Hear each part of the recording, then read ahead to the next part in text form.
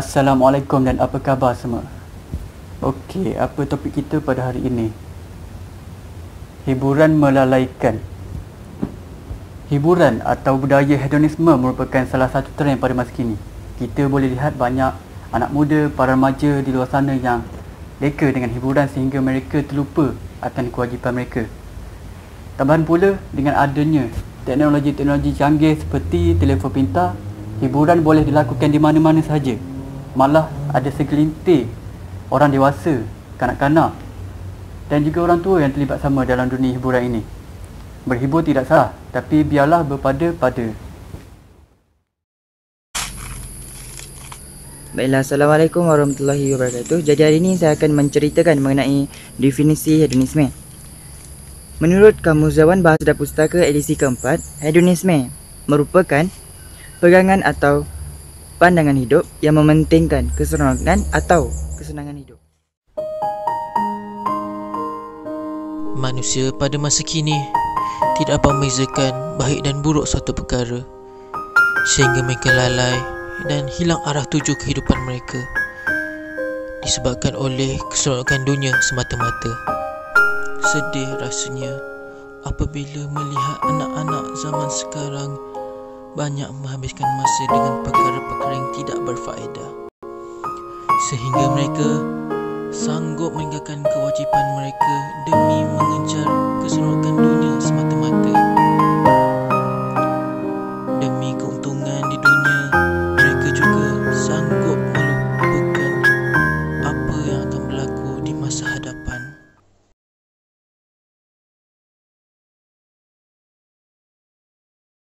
Okey, jadi kita akan masuk kepada punca hedonisme.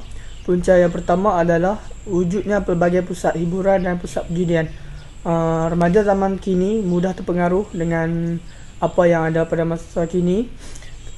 Kemudian dengan wujudnya pusat hiburan akan menyebabkan remaja akan lebih suka untuk pergi ke tempat pusat hiburan tersebut, dan secara tak langsung gejala ini akan mudah tersebar tanpa kita sedari. Bagi punca yang seterusnya pula adalah kurang pegangan agama. Hal ini mungkin berlaku disebabkan kedua ibu bapa yang kurang memberi didikan agama kepada anak-anak mereka, dan secara tidak langsung nilai agama yang ada pada anak mereka tidak kukuh, dan anak-anak mereka mudah terpengaruh dengan ajakan rakan sebaya yang mengajak mereka pergi ke tempat pusat hiburan, dan gejala ini secara tidak langsung akan berleluasa dengan tersebar lagi. Okey, bagi punca lain pula adalah masalah kekeluargaan. Hal ini disebabkan berlaku pergaduhan di antara kedua ibu bapa yang menyebabkan anak-anak akan menjadi stres apabila melihat mereka. Secara tidak langsung, anak-anak akan mencuba mencari ketenangan di luar dengan pergi melepak di tempat pusat hiburan, dan secara tidak langsung gejala ini akan diterapkan di dalam diri anak-anak mereka.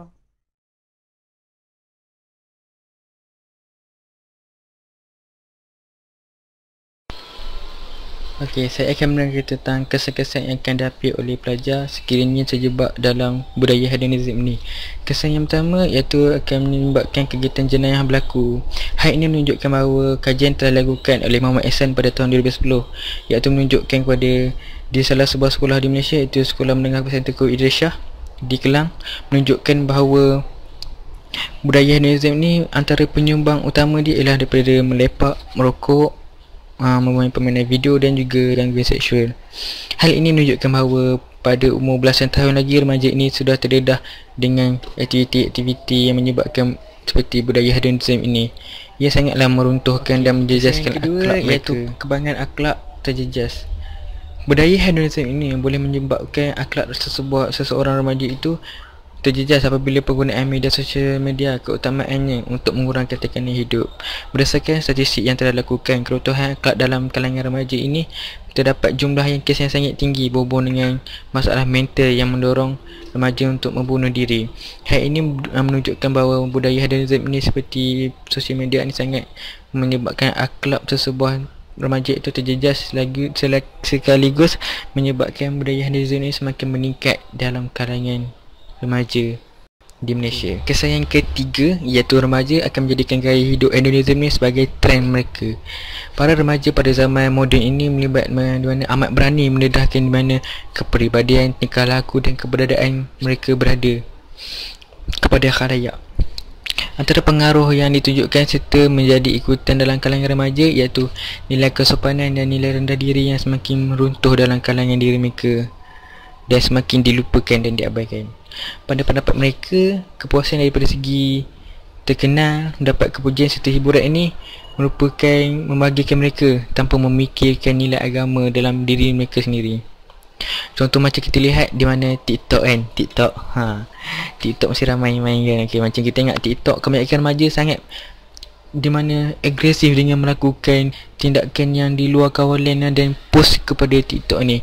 Hal ini samping itu akan menyebabkan video ataupun gambar yang mereka tinggalkan dengan caption kurang menyenangkan ini sangatlah tidak sesuai. Contohnya macam TikTok lah, kita macam tengok TikTok sendiri di mana ramai yang post pasal joget lah, pasal menari lah, pasal panjat bumbung, bunuh diri. Itu sangat-sangatlah tidak elok dan meruntuhkan akhlak mereka juga dalam masa yang sama.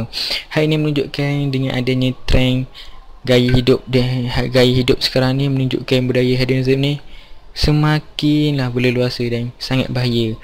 Yang TikTok tu tak boleh tu. TikTok bahaya. Okey, kesan yang keempat seterusnya iaitu kurangnya remaja yang berkualiti pada zaman akan datang, pada masa akan datang lah. Golongan remaja yang mungkin terdedah dengan gejala hedonism ini mengakibatkan kurangnya remaja yang berkualiti daripada dalam sesebuah negara itu pada masa akan datang. Contoh dia macam saya cakap tadi lah, yang kesan yang sebelum ni iaitu TikTok kan, itu sangat tidak elok. Dan okey, kurangnya remaja yang berkualiti ini kita ambil daripada dua konteks lah. Okey, konteks yang pertama kita ambil daripada segi pembelajaran kan. Ada dua konteks. Konteks yang pertama pembelajaran.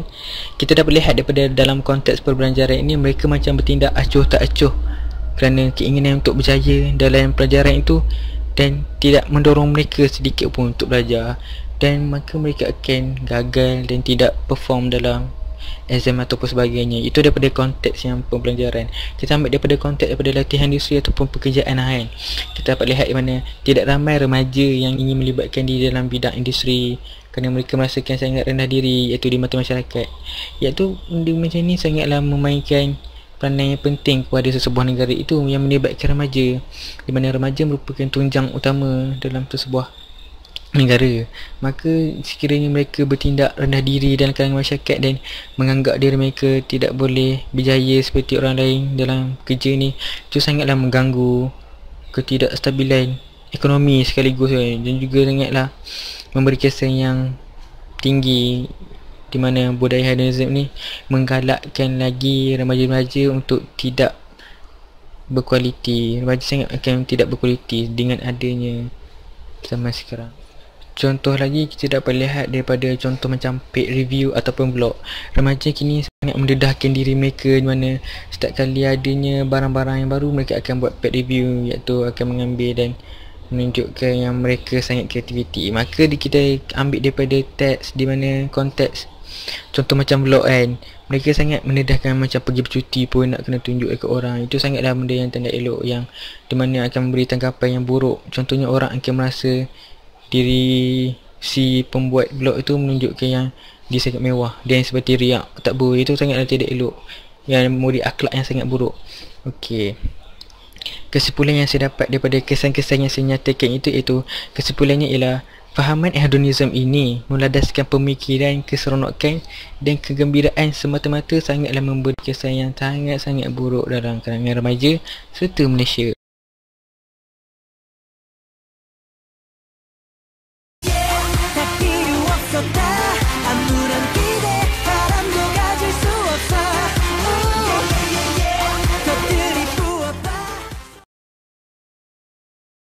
Ingat, hiburan itu ibarat api. Jika tersalah langkah, ia akan membakar diri. Dan jika gunanya betul, ia akan terus menerangi.